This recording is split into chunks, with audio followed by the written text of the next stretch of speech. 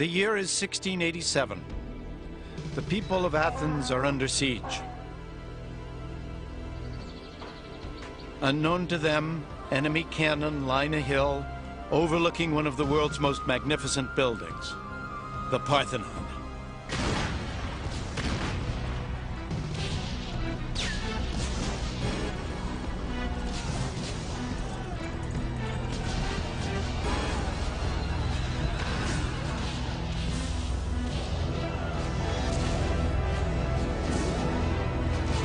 Tragically, the Parthenon had been used to store, of all things, gunpowder.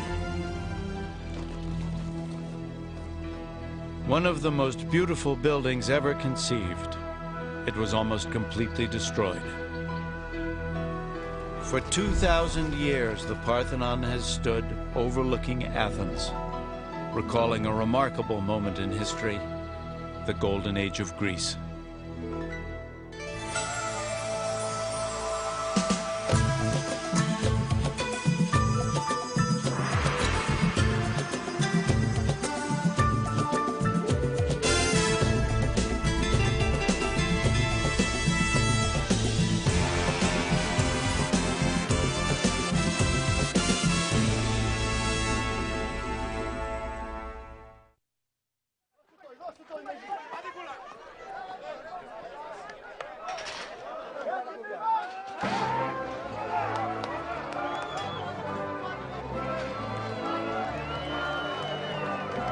The city-states of ancient Greece were all highly competitive, but there was one state that expected to win and usually did. It was the powerful, brilliant, daring city of Athens.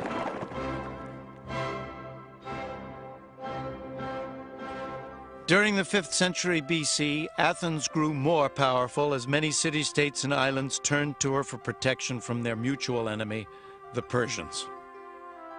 And so the Athenian Empire was born. The Acropolis in Athens represents a pinnacle of achievement in the history of Western civilizations, an extraordinary outpouring of creative excellence that derives from one century, the 5th century before Christ. These magnificent buildings symbolize the collective inspiration of a people with a passion for perfection. The historian Plutarch wrote, "So the buildings rose, as imposing in their sheer size as they were inimitable in the grace of their outlines. Since the artists tried to excel themselves in the beauty of their workmanship, each of them men supposed would take many generations to build. But in fact, the entire project was carried through in the high summer of one man's administration." That one man was Pericles, leader of the Athenians.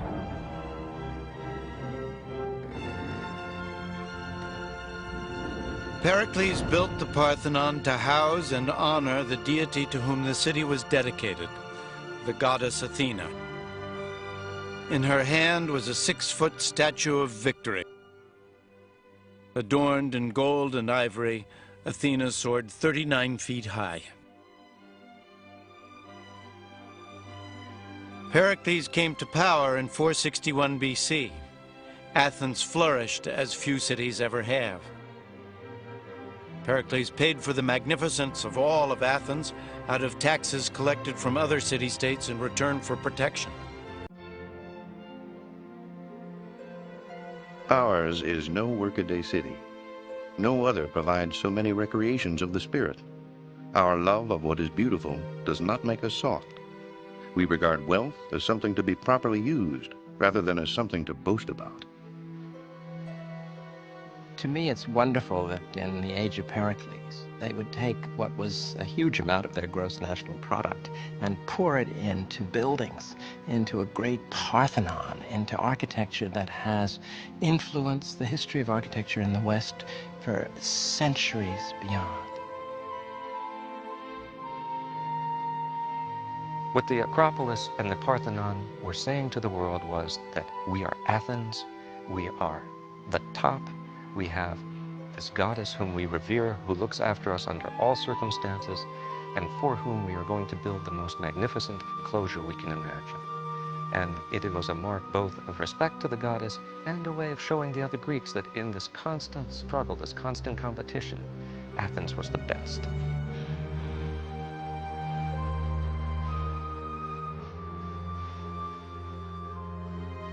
The city was completed within 50 years, designed by the finest architects in Greece and adorned by the greatest Greek sculptor, Phidias.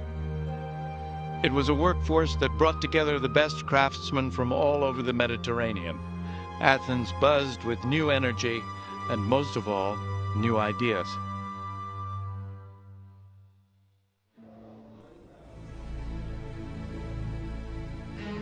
Evening parties were occasions not to just watch pretty girls dance or to get drunk, but to talk.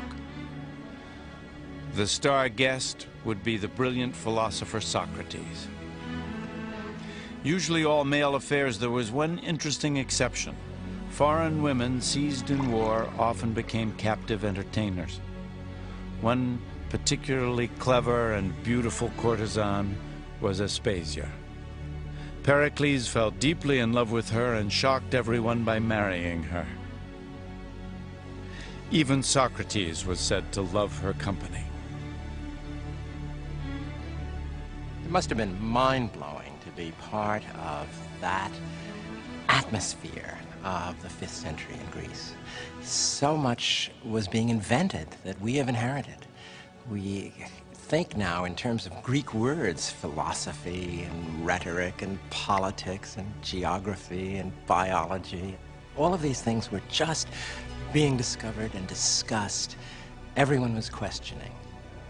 These were the first people to calculate the position of the Earth, Moon, and stars, and the first to conceive of the atom. The classic age of Greece produced some of the world's greatest and most original minds. The philosophers Socrates, Plato, and Aristotle, the mathematician Pythagoras, the poet Pindar, the playwrights Aeschylus, Sophocles, and Aristophanes, the historian Herodotus, and the father of medicine, Hippocrates. These were some of the greatest minds that have ever lived, and they were all alive in this small town, more or less at the same time.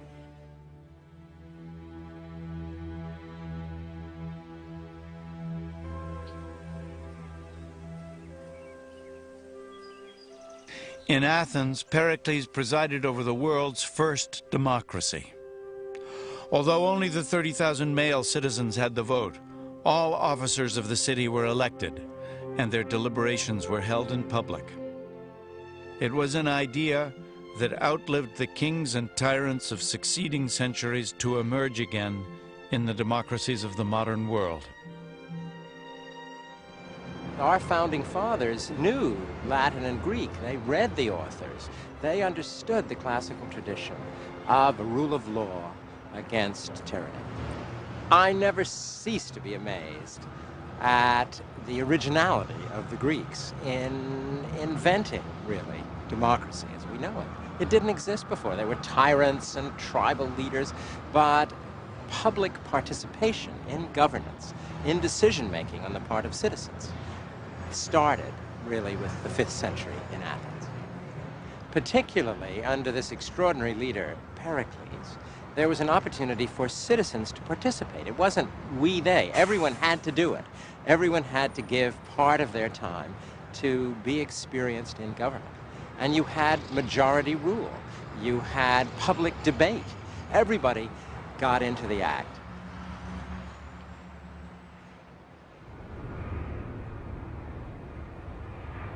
Athenian success in art and diplomacy, in sports and in government, was motivated by their desire for excellence. Ultimately, it was a spiritual commitment, this passion for perfection. Acropolis, it is not the house of a governor. It is not an administrative center, and it is not a shopping center as well. It was the temple of Athena, of a goddess. They wanted to serve, they wanted to create something above themselves, above their height.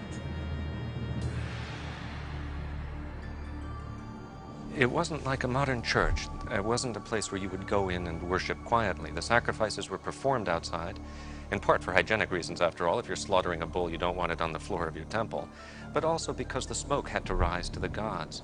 And in the meantime, since the divinity was thought to dwell in his or her home, you didn't want to get too close. You wanted to maintain a kind of deferential or respectful distance, lest inadvertently you might do something wrong and get somebody very powerful really angry at you, and that's always a bad idea.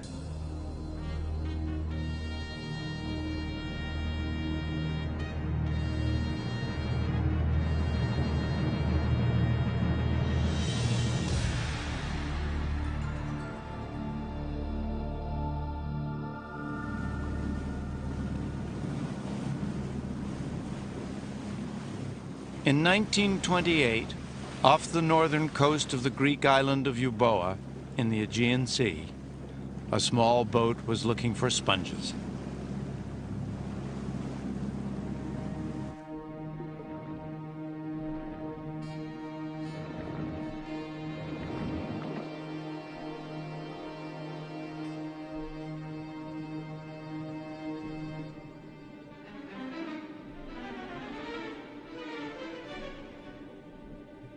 The diver saw a strange shape beneath the sand.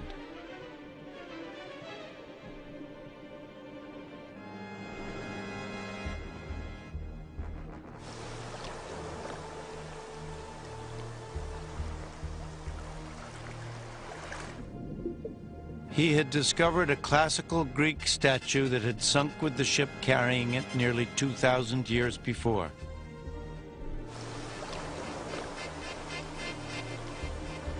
Many now believe this rare bronze was Poseidon, Greek god of the sea.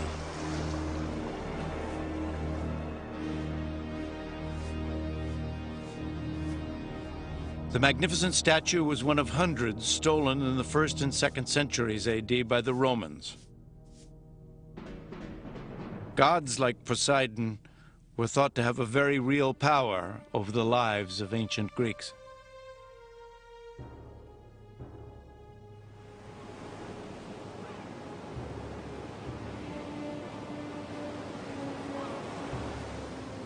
Overlooking the sea at Sunion, 37 miles south of Athens, is a temple built in honor of Poseidon, a god the Greeks were anxious to have on their side. Poseidon is nature. His domains are the depths of the earth and the sea.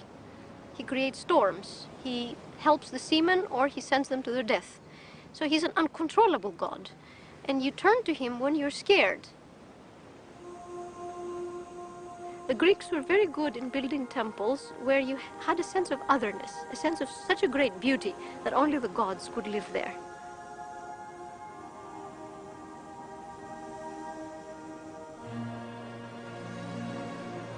Up on Mount Olympus lived the pantheon of Greek gods. There were gods for everything: love, fertility, wisdom, anger, jealousy. But one Greek god stood above the rest: the all-powerful Zeus, ruler of the world and of the gods themselves. These gods were not imagined as spiritual beings. They had very human characteristics and were known to interfere in the lives of humans on the slightest whim. They could be rational and helpful, or mischievous and vindictive. Anyone who offended them could expect terrible vengeance.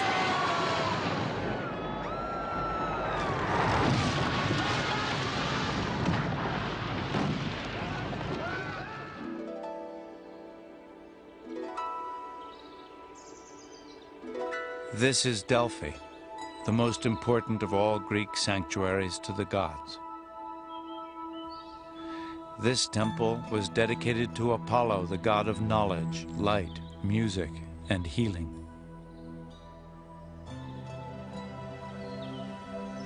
Greeks honored Apollo with plays, debates, poetry readings, and in this stadium near the top of the mountain, great sporting events.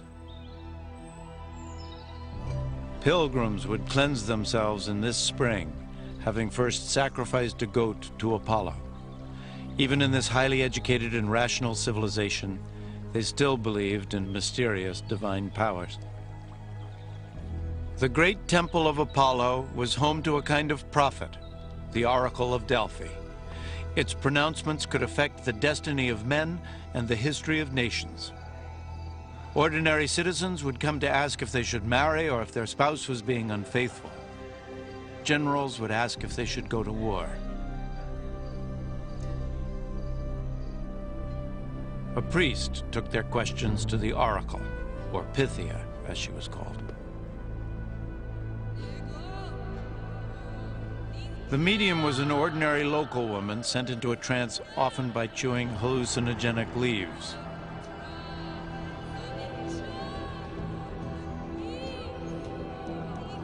Her answers were always garbled messages that the priest would interpret more ambiguously still, leaving supplicants to choose the meaning that suited them best. At times, the answers were simply misunderstood. When Croesus, king of Lydia, asked if he should attack the Persian Empire, he was told, "If you go to war, you'll destroy a great kingdom." He went to war. The kingdom he destroyed was his own.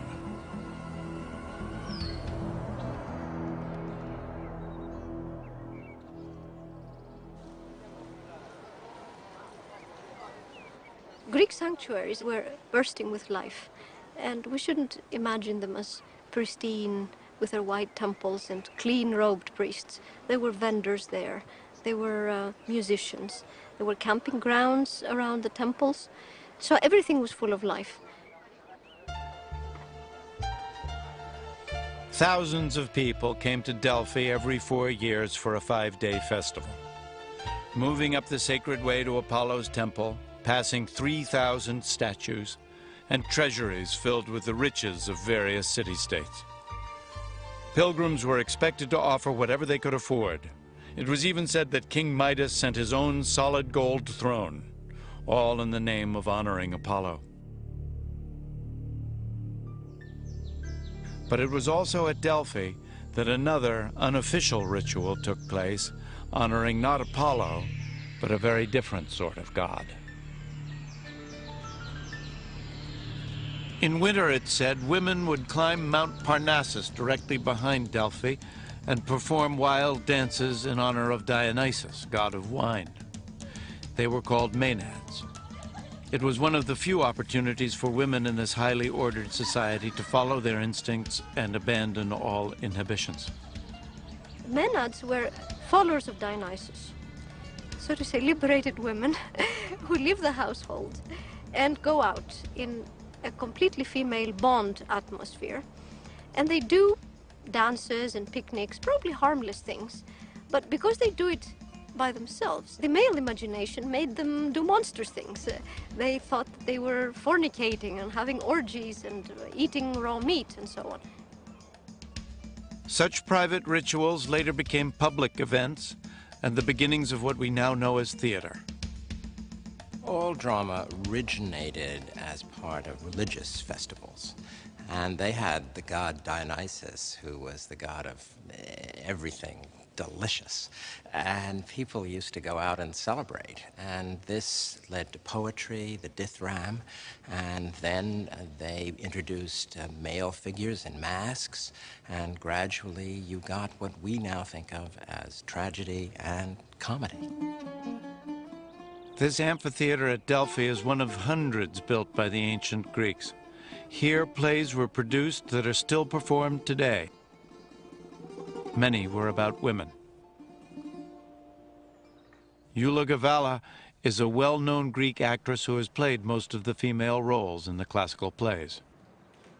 Most of the women were kept at home, but they were very powerful personalities.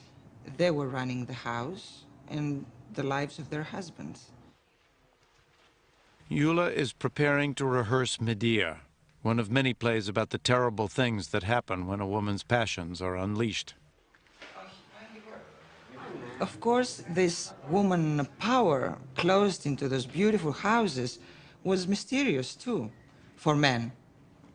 It was that other world that they wanted to know more, experience more. And That's why they chose women as their heroines for their plays. Theater became absolutely central to a way of life. They would have a whole day. You'd start in the morning, you'd get 3 plays, and they went on a long time. You had subsidy from the government, and you also had private support from the very rich. And you had political debate. You had a sense of involvement. The chorus was a device that represented the people. And the stories were often known from mythology, but it was the way they were played out that really captured the imagination of an entire populace. Passion is the way to courage! Medea is about a woman driven to unspeakable acts of revenge when her husband betrays her for his own personal gain. You could have stayed in Corinth. Medea refuses to accept her husband Jason's decision to abandon her in favor of the king's daughter. Instead, you talked like a fool. And now what? And now you're banished. The tragedy of Medea is that she gives up everything for Jason. And in a male-dominated society, she's powerless to prevent him deserting her and her children.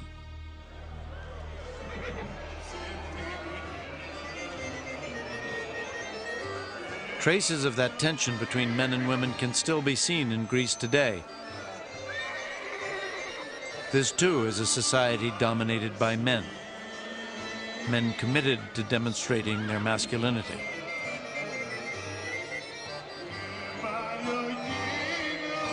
No women are performing in any roles in this summer festival, not even dancing.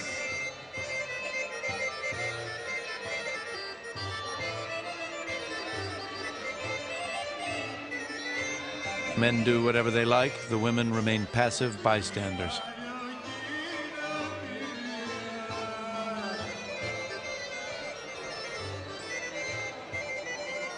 Athens has been described as a boys' club, and in some ways this is very, very true. Women, resident foreigners, slaves, were not fully enfranchised, and they were somehow lesser beings. It was the boys in the boys' club that ran the show, and they wanted to keep it that way. And to some long-suffering women, men still seem to be running the show.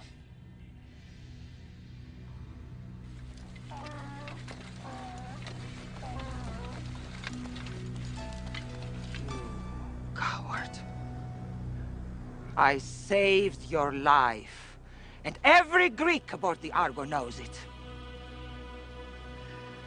And after I endured all that, you crawl to another woman.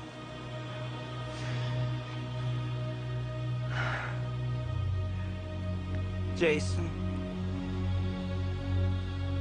where am I to go?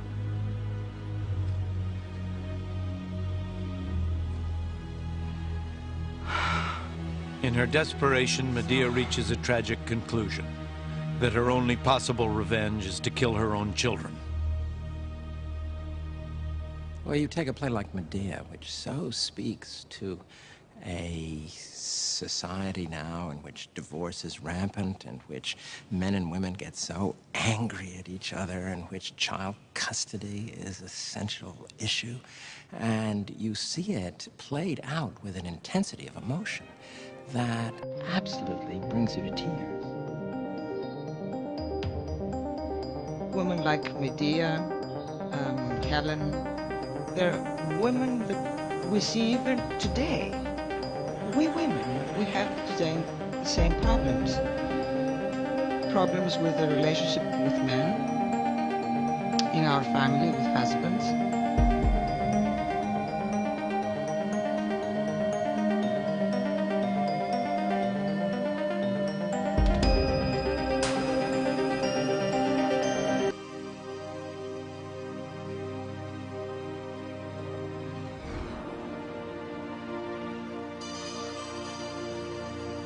Each age has its own beauty. A youth that lies in the possession of a body able to endure all kinds of contests, whether of the race course or of bodily strength. While the young man himself is a pleasant delight to behold. To the Greeks, a beautiful body was as important as a brilliant mind.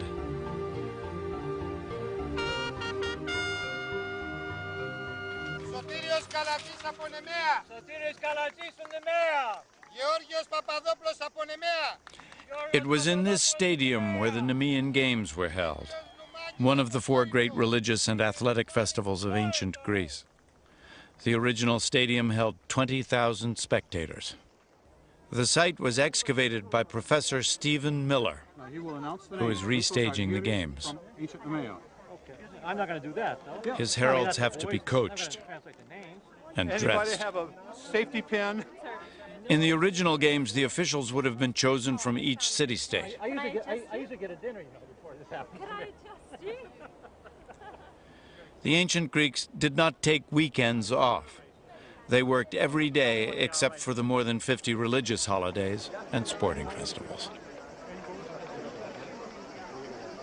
They'd come in, clusters of family or friends, spread their blankets, break out their wineskins, and sit and watch the games.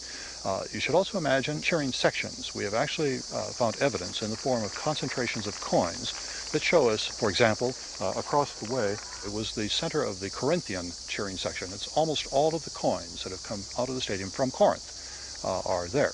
Here on the opposite side, just behind where the judges' stand is, not coincidentally, we have found almost all of our coins from Argos. And of course, the games were controlled by Argos. So you have the cheering section right behind the judges' stand, reinforcing, I'm sure, the judges' decisions.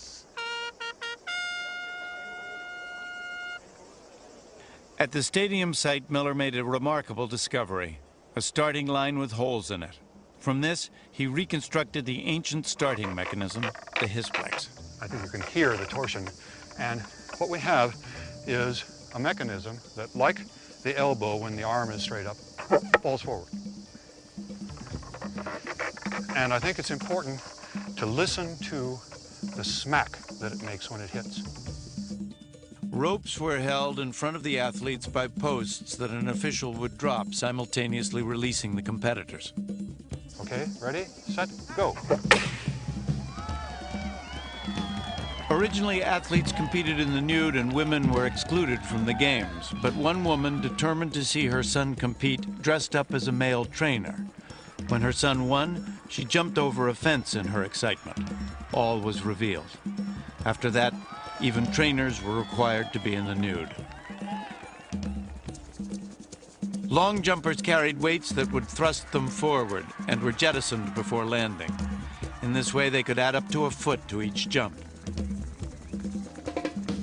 Winners won no prizes other than laurel or wild celery wreaths. Back home, they'd be showered with flowers at lavish parades where they'd be drawn around town in the finest chariots. Often, they'd have a statue made in their likeness. If they were Athenian, they'd enjoy free dinners for the rest of their lives.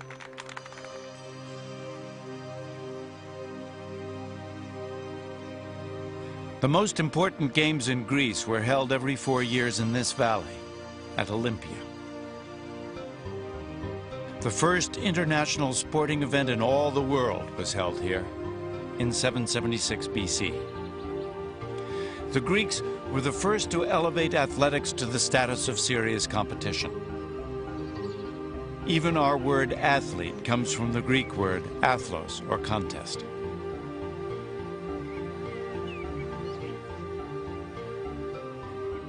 But the Olympic festival was first and foremost a religious occasion. As many as 100 oxen would be sacrificed here on an altar in front of the temple of Zeus. Its interior was dominated by a gold-clad statue of the god. Before it, every Greek athlete had to pray before he competed. At the entrance to Olympia was the gymnasium where athletes trained, and the office of the organizing committee who decided on an athlete's moral suitability to compete. A hotel for VIPs was built around an elegant fountain. At the far end was a mini United Nations. States were required to cease all hostilities during the games and met here to work out their differences. Central to everything was the great temple of Zeus. You didn't go just for the athletics. You went for the religious festival. You went to sacrifice to Zeus. You went to talk to people you knew from Argos or Sparta or Athens or Thebes. Herodotus might come and read the latest chapter of his histories to see if it was going to sell. Pindar was waiting in the wings for an athlete to win so he could get a commission to write a poem. Myron the sculptor was here hoping to get a commission to do a sculpture of a victorious athlete.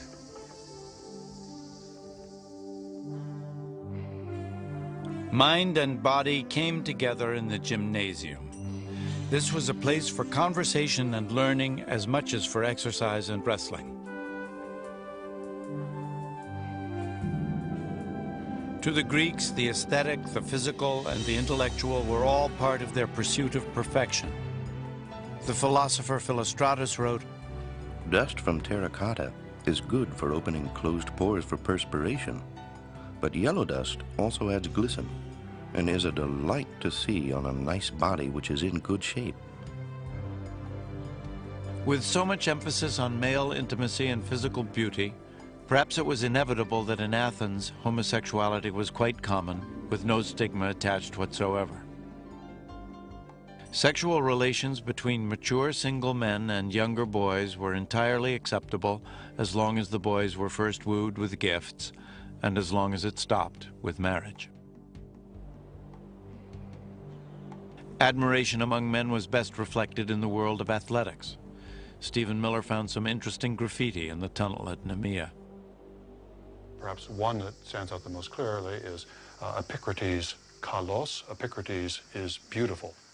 And if we look over here at another graffito, we have the same name, Akrotatos is beautiful.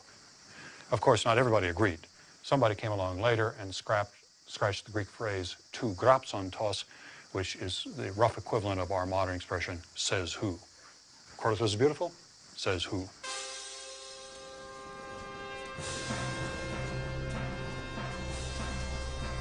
The Olympic torch still glows today, if not always with the same strong, clear flame that inspired those athletes 2,500 years ago.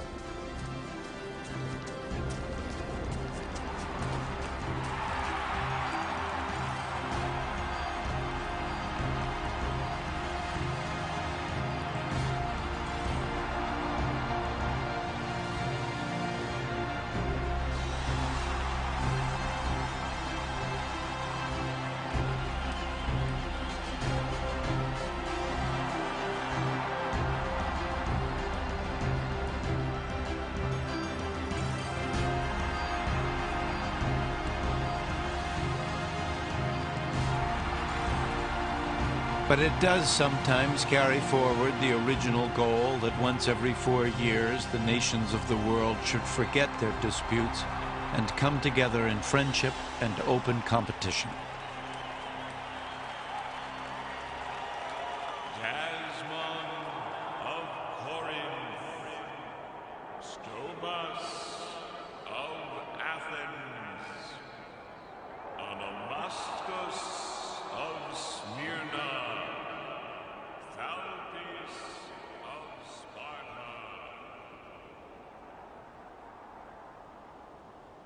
The Athenians tended to dominate in sports and just about everything else, but their winning streak couldn't last forever, and fate was preparing to deal some cruel blows to this society which had risen so high and achieved so much.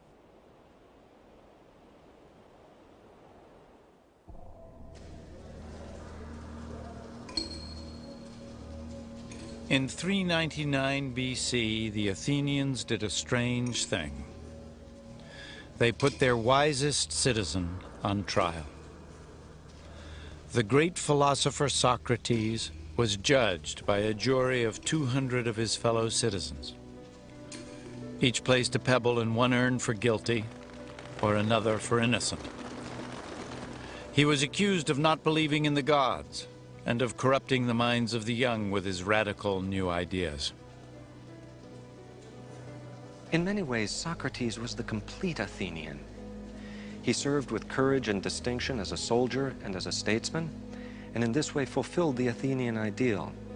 At the same time, though, he demanded explanations, he demanded definitions of his fellow citizens. He described himself, after all, as a gadfly, as a stinging fly on the great sluggish rump of the Athenian body politic.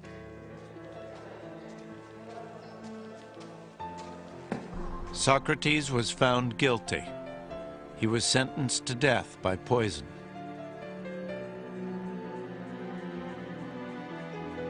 His trial and conviction would never have happened earlier under Pericles' rule. The Athenians became too cautious, I think. Something happened. Their old willingness to engage, to experiment, to explore is still there, but it's somehow muted.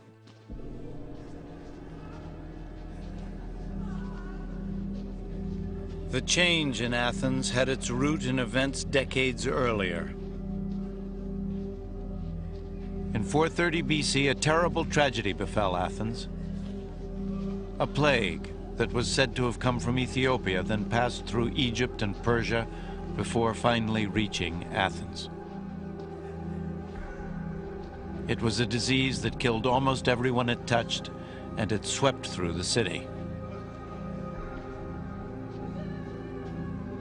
The historian Plutarch wrote, "There was no record of the disease being so virulent anywhere else as it was in Athens.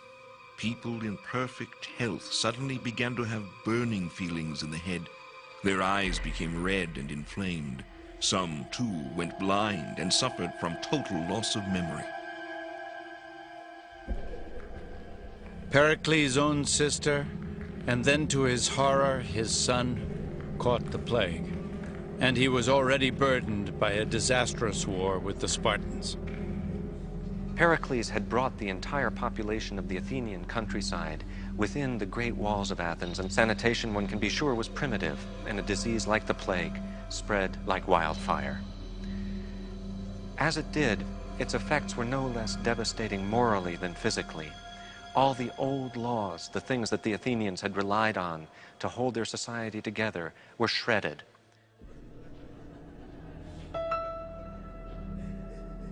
People came into temples to die, or worse still, brought their own dead in and left them there. The horror, I think, is really, to us, almost unimaginable.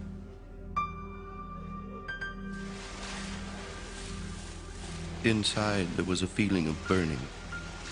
Many of the sick who were uncared for actually plunged into the water tanks in an effort to relieve the thirst. It was unquenchable.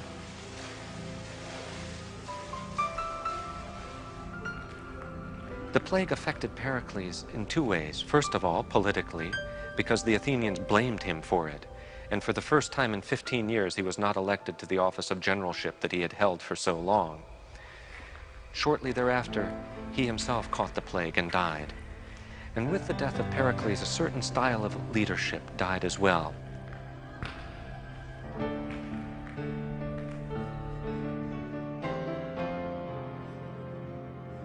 A third of the population would die.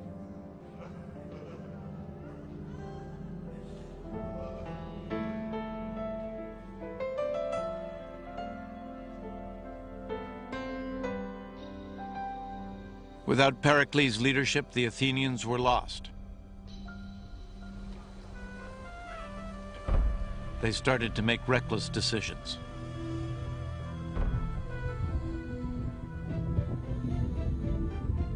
For half a century, Athens battled Sparta for dominance over Greece. The decisive battle would be fought not on Greek soil, but in Sicily. Athens sent a fleet into battle, but the highly trained Spartan army sided with the Sicilians. The Athenian navy was destroyed in a series of disastrous sea battles, and in 404 BC, Athens was utterly defeated. I think finally the Athenians lost the great war against Sparta because they did overreach themselves. The Spartans repeatedly offered terms of peace, but here's where that old Athenian aggressiveness comes into play as well. The Athenians simply couldn't allow themselves to accept terms of peace from Sparta. They wanted to win.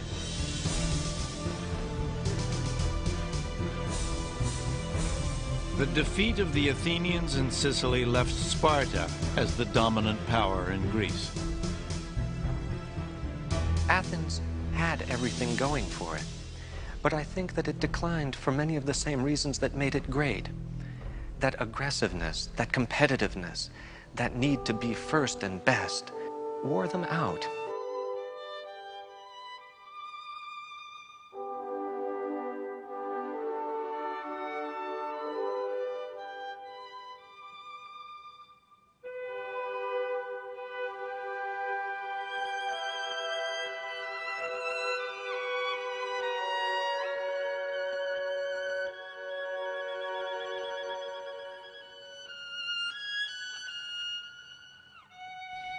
The goddess to whom the Athenians turned for protection was powerless to help them. This relief is called Mourning Athena. Socrates became the scapegoat for the decline of Athens. In prison, his friends offered to help him escape, but he refused. Plato wrote, He said he had lived in Athens all his life. For 70 years he had been content with the city and its people. Why should he now run away from it like the lowest slave? The hemlock leaves were crushed.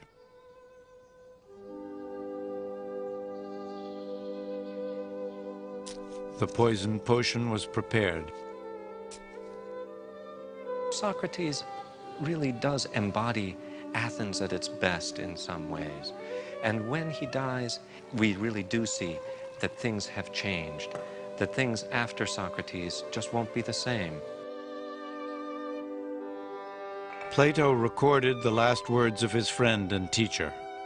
How much would one of you give to meet Orpheus or Homer?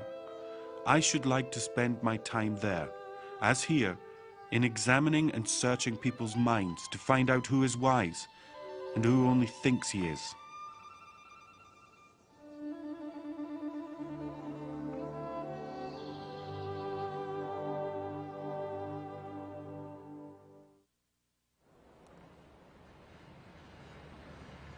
Socrates' ideas live on to this day, but over time his beloved Athens became part of other empires. The Macedonians, the Romans, the Ottoman Turks. In 1971, its crowning glory, the Parthenon, was discovered to be in danger of final collapse. Today it is being restored, not to its former splendor, but as a magnificent ruin worthy of the civilization it represents. The pieces of marble so cruelly shattered by cannon fire are being painstakingly cleaned and carefully reassembled. The holes made by enemy cannonballs are being precisely filled in. The restoration will take even longer than the 15 years it originally took to build the Parthenon.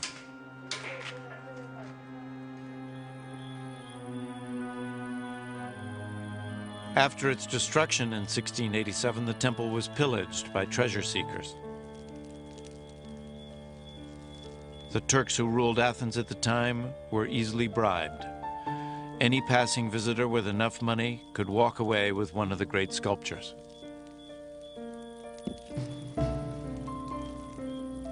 Heads and limbs were severed from bodies to make even more saleable items.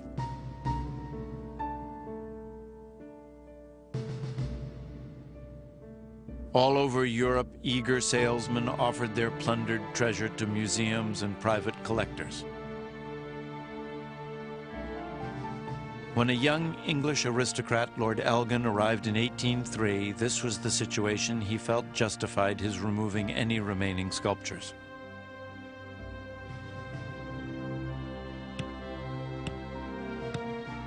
His men pried loose 56 sections of friezes and a dozen or so statues, including a magnificent horse's head.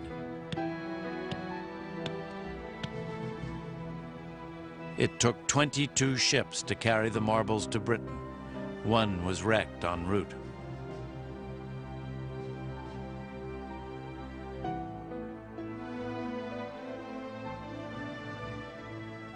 The Elgin marbles from the Parthenon are exhibited in the British Museum.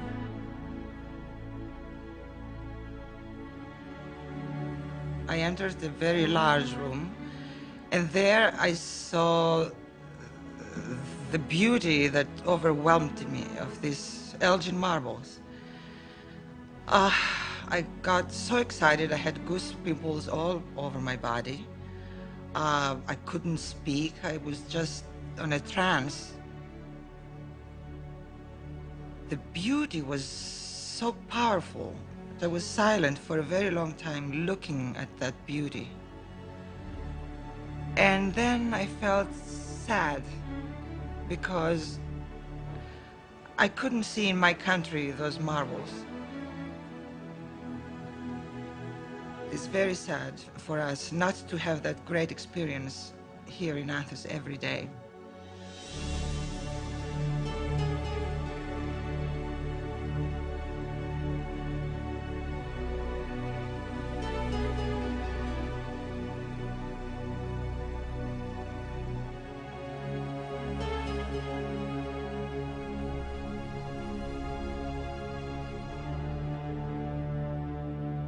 We need to see Parthenon, to see Acropolis, to touch it.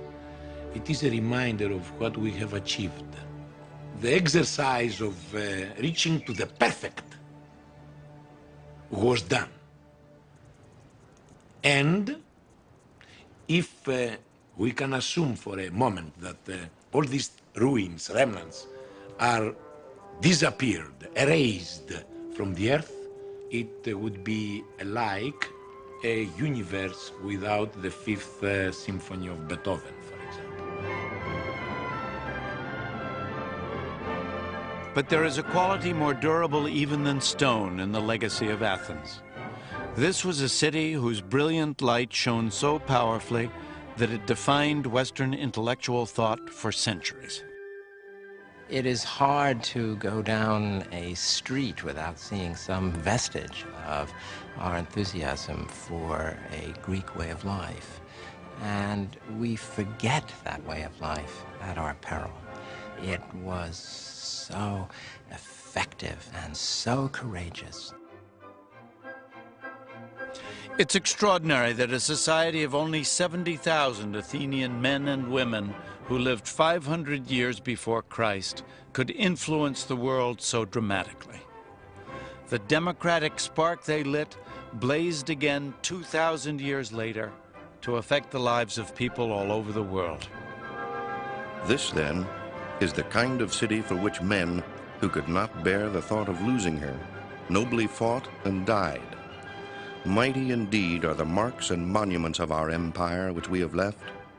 Future ages will wonder at us as the present age wonders at us now.